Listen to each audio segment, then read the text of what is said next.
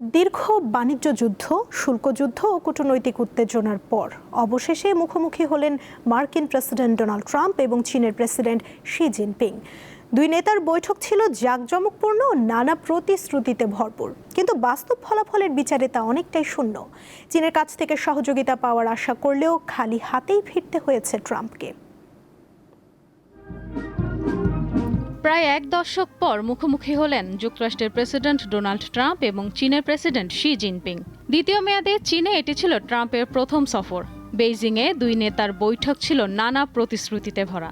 তবে সফরের চাকচিক্য ও হাসিমুখের আড়ালে বড় প্রশ্ন রয়ে গেছে, শেষ পর্যন্ত আসলে লাভবান হলেন কে? চীনের সঙ্গে বাণিজ্য যুদ্ধ এবং ইরানকে ঘিরে চলমান উত্তেজনার মাঝেই ট্রাম্পের এই সফর। দুই পক্ষের দেয়া বিবৃতির আড়ালে উকি দিচ্ছে ভিন্ন এক বাস্তবতা। তাইওয়ান, ইরান কিংবা হরমুজ বিষয়ে মতপার্থক্য রেশ একদম স্পষ্ট। এমনকি শুল্ক নিয়েও কোনো কথাই বলেননি তারা।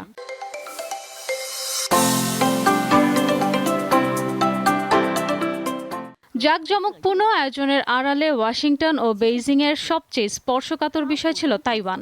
বেইজিংয়ের মূল লক্ষ্য ছিল ট্রাম্পকে তাইওয়ানে অস্ত্র বিক্রি কমাতে রাজি করানো এবং যুক্তরাষ্ট্র যে তাইওয়ানের স্বাধীনতার বিরোধিতা করে তা স্বীকার করানো। যদিও কোনো দিকেই প্রতিশ্রুতি দেননি ট্রাম্প, তবে তাইওয়ান সমস্যা সঠিকভাবে সমাধান না হলে দুই দেশের মধ্যে বড় ধরনের সংঘাত হতে পারে বলে সতর্কবার্তা দিয়েছেন শি।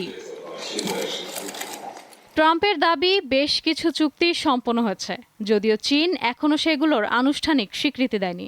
এর মধ্যে অন্যতম যুক্তরাষ্ট্র থেকে চীনের ২০০টি বোয়িং উড়োজাহাজ কেনার চুক্তি, যা যুক্তরাষ্ট্রের প্রত্যাশিত ৫০০টির তুলনায় অনেক কম। ট্রাম্পের এই সফরের মূল উদ্দেশ্যই ছিল চীনকে পাশে নিয়ে ইরানকে কূটনৈতিকভাবে চাপে ফেলা। ট্রাম্পের দাবি, ইরান যেন কখনোই পারমাণবিক অস্ত্র তৈরি করতে না পারে সে বিষয়ে দুই দেশ একমত। তবে বিবৃতিতে এমন কোনো অঙ্গীকার উল্লেখ করেনি বেইজিং। এছাড়া হরমুজ প্রণালী উন্মুক্ত রাখার বিষয়ে ট্রাম্প ঐকমত্যের দাবি করলেও চীন বিষয়টিতে নীরব।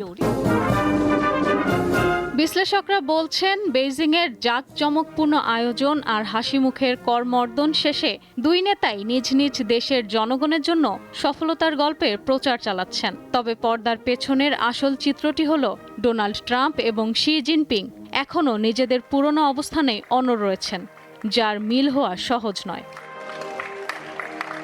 ইশরাত সুমা, দীপ্ত বার্তা কক্ষ।